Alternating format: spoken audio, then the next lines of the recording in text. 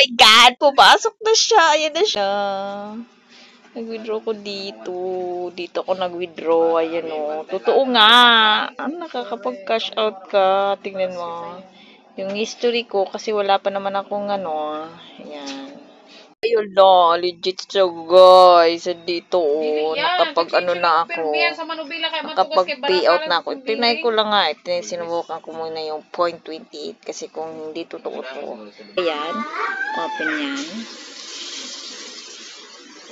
Ayan, meron na akong 9,000 na points dito.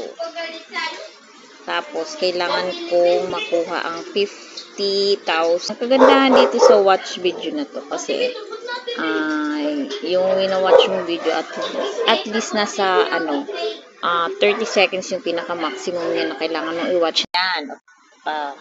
Panood mo ng video na yun, automatic papasok siya doon sa loyalty points mo at magko-convert siya into cash. Dito mo makikita yung cash na na-convert.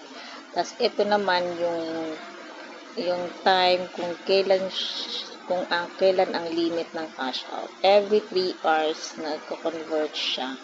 Kahit magkano yung nakalagay dyan sa points mo, i-convert pa rin yan. Even wala lang naman, convert. Kasi every 3 hours talaga